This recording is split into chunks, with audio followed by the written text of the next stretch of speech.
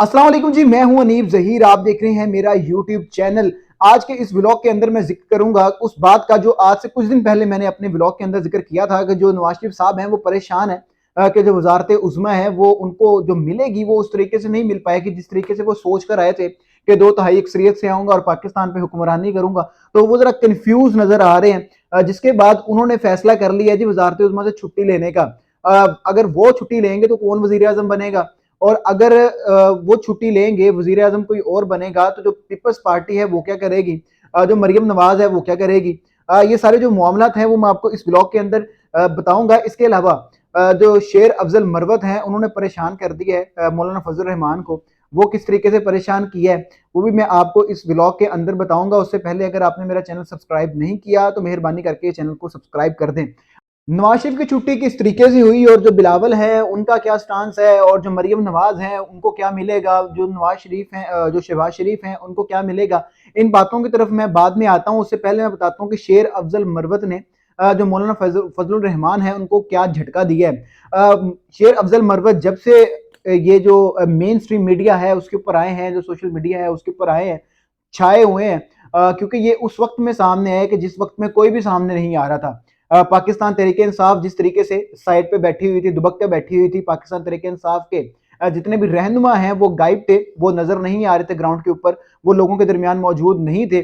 जो पाकिस्तान तहरीक इंसाफ का जो वर्कर था वो चुप करके अपने घरों में बैठा हुआ था, क्योंकि जब तक फील्ड के अंदर आपको कोई लीड करने वाला बंदा ना हो, आपको कोई मोटिवेट करने वाला बंदा ना हो, तब तक आप भी अपने घरों में बैठे रहते हैं। तो पीटीआई के जितने लोग थे वो अपने घरों में बैठे हुए थे, जितने लीडर्स थे वो गायब थे, और आज की तारीख तक जो ज्यादातर लीडर हैं वो गायब हैं। और जो पाकिस्तान तहरीक इंसाफ के जो वकला थे, वो वकला का सिर्फ इतना काम था कि सुबह जाते थे और जाकर जो हाई कोर्ट है या सुप्रीम कोर्ट है या जहां जहां केसेस लगे हुए थे इमरान खान के, वो केसेस सुनते थे। उसके बाद जाके इमरान खान से मुलाकात करते थे और मुलाकात करने के बाद जो तमाम दिन की जो बातें थे वो उनको बताते थे, तो पूरे दिन की जो कार्रवाइयां थी वो उनको बताते थे। खान साहब आगे से उनको इंस्ट्रक्शंस देते थे, वो उन इंस्ट्रक्शंस को फॉलो करते थे, अपने अगले दिन का लाहे अमल बनाते थे। सिर्फ एक ये जो टेक्निकल मामलात और जो ये कह लें कि जो अदालतों के मामलात हैं इन्हीं के ऊपर काम चल रहा था, इन्हीं के ऊपर सारी चीजें चल रही थी। लेकिन ग्राउंड लेवल पे पीटीआई बिल्कुल ही कह लें कि एक तरह से लोग कहना ये शुरू हो गए थे कि सफाया हो गया। जो पाकिस्तान मुस्लिम लीग नून है,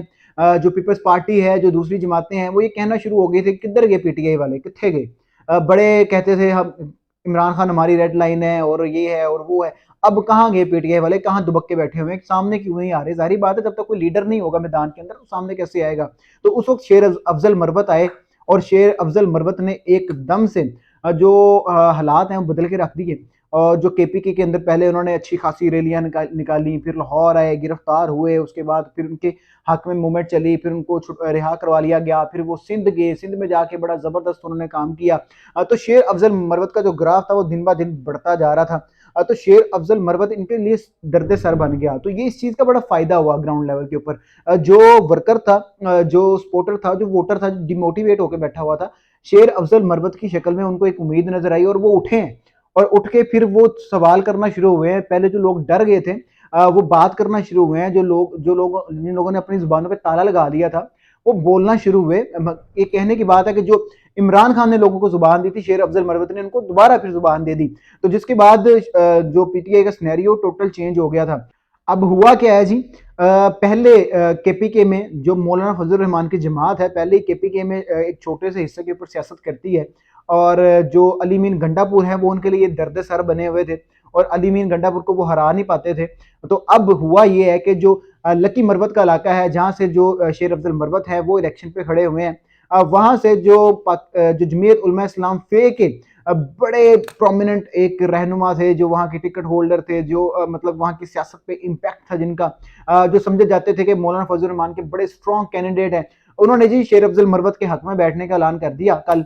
और शेर अफजल मरवत के हक में बैठ गए, जिसके बाद शेर अफजल मरवत की वहां से जो जीत के चांसेस हैं और ज्यादा बढ़ गए हैं। तो ये बड़ी परेशानी की बात है मौलाना फजल रहमान के लिए कि पहले अली मीन घंटापुर दर्दसर बना हुआ था। अब जिन इलाकों में जेयूआई फेज जिंदा थी वहां पे अब जो ये है शेर अफजल मरवत है, वो जाके दर्दसर बन गए। अब बातें जी जो खबर है मेन हमारी कि नवाज शरीफ की छुट्टी।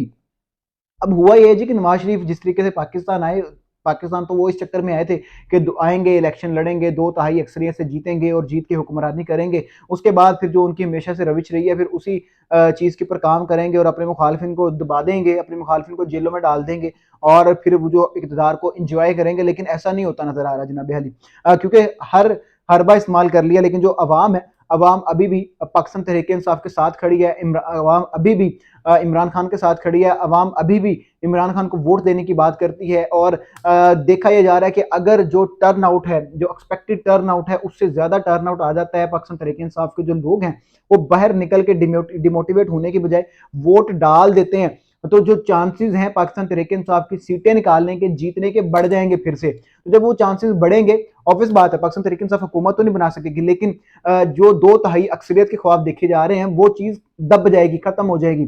तो वो होगा क्या कि कुछ सीटें पीटीआई पीपल्स पार्टी निकालेगी, कुछ सीटें नून लीग निकालेगी, कुछ सीटें बाकी जमातें निकालेगी, आजाद उम्मीदवार है, मिल मिला के एक पीडीएम टाइप की एक गवर्नमेंट बनेगी, जिसके अंदर जो नवाज शरीफ साहब होंगे उनका सिर्फ इतना स्टेक होगा कि वो प्राइम मिनिस्टर तो होंगे, लेकिन फैसले सब जमातों से मिलकर लेंगे और उसके बाद आपको पता है कि क्या होगा और क्या नहीं होगा। जिसके बाद नवाज शरीफ साहब ने ये फैसला किया है कि जनाब अली वो वजीर आजम नहीं बनेंगे, और जो वजीर आजम इतने खामोश, जो एक कमजोर एक जो वजारत उज़्मा उनको दी जा रही है उसका हिस्सा नहीं बनेंगे, वो वजीर आजम के लिए शहबाज शरीफ साहब को आगे करेंगे। लेकिन इसकी वो एक शर्त ये रख रहे हैं कि शहबाज शरीफ साहब आगे आएंगे, लेकिन पंजाब में जो वजारत आला है वो मरियम नवाज को दी जाए। उसका क्या मकसद है? अगर मरियम नवाज को पंजाब में वजारत आला दे दी जाएगी तो फिर जो अगले इलेक्शन है उन इलेक्शन में मरियम नवाज प्राइम मिनिस्टर की उम्मीदवार हो सकती हैं, क्योंकि वजारत आला पे रहेंगी, तो उनका एक्सपीरियंस हो जाएगा, तो उनके पास एक चीज़ होगी कि हाँ जी एक्सपीरियंस है हुकूमत करने का पंजाब में सबसे बड़े सूबे में, तो वजारत उज़्मा के लिए आ सकती हैं मरियम नवाज साहिबा। तो नवाज शरीफ वैसे भी जो मरियम नवाज की सियासत बचाने ही आए हैं, उनकी सियासत ही बचा रहे हैं, तो उन्हीं के लिए कोशिश कर रहे हैं। लेकिन सवाल ये पैदा होता है कि वजीर आला जो पंजाब है, मरियम नवाज आ जाए, वजीर आजम शहबाज शरीफ आ जाए, तो जो पीपल्स पार्टी है वो किधर जाएगी जनाब अली? जो पीपल्स पार्टी ने जो ये शहबाज शरीफ को जो मानने की शर्त रखी है, जो कीमत रखी है, वो कीमत जनाब अली वो ये रखी है कि अगर वो शहबाज शरीफ को वजीर आजम बनाते हैं, तो जो सदर हैं वो जो बिलावल के वाली साहब हैं, जरदारी साहब, उनको सदर बनाया जाए। तो ये नवाज शरीफ की एक शर्त है जी, कि मैं नहीं वजीर आजम बनूंगा, लेकिन वजीर आजम शहबाज शरीफ को बना के जो वजारत आला है पंजाब की, मरियम को दे दी जाए। और जो बिलावल है और जो जरदारी साहब हैं वो शहबाज शरीफ साहब को एक्सेप्ट इसलिए कर रहे हैं वजीर आजम की सीट पे कि जो सदर पाकिस्तान होंगे वो जरदारी साहब आएंगे। तो इस तरह से जो बिलावल है वो वजारत आला की, वजारत उज़्मा की, इन जो दौड़ है उससे बाहर हो जाएंगे और उनको फिर से जैसे वजारत खारजा दे दी गई थी, कोई ऐसा ओहदा उनको दे दिया जाएगा।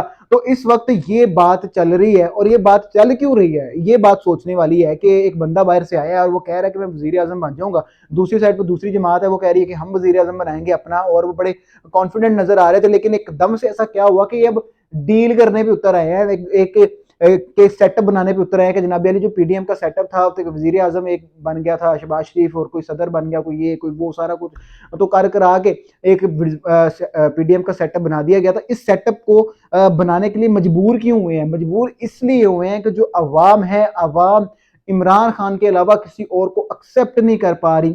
अवाम अभी भी यही कह रही है कि हम निकलेंगे 8 फरवरी को और पाकिस्तान तहरीक इंसाफ के जो हमायत याफ्ता टिकट होल्डर्स हैं हम उनको वोट देंगे और उनको ही हम आगे लेकर आएंगे। तो जो बड़ी परेशानी का जो बाइस बने हुए हैं इन लोगों के लिए, तो इसके बाद अब इनको नजर आ गया है कि अब 2/3 अक्सरियत वाला जो काम है वो खत्म हो चुका है। तो अब एक मखलूत गवर्नमेंट बनानी पड़ेगी। तो इस मखलूत गवर्नमेंट की जो रेस है उसके अंदर से नवाज शरीफ ने वक्ती तौर पर खबरें ये हैं कि अपने आप को आउट कर लिया और शहबाज शरीफ को आगे कर दिया, लेकिन शर्त फिर ये रखी है कि मरियम नवाज वजीर आला बन जाए। तो देखते हैं कि जो ये एक नया ये पूरा एक हुकूमत का पावर शेयरिंग का एक सेटअप दिया गया है, तो ये सेटअप किस हद तक कामयाब होता है, ये सेटअप एक्सेप्ट किया भी जाता है कि नहीं किया जाता। क्या ये तमाम जमातें हैं जो इस बात पे मुतफिक होती भी नहीं होती, ये 8 फरवरी तक ये सारी चीज़ें क्लियर हो जाएंगी। अगर आपको ब्लॉग पसंद आया तो सब्सक्राइब करना मत भूलिएगा। अल्लाह हाफिज़।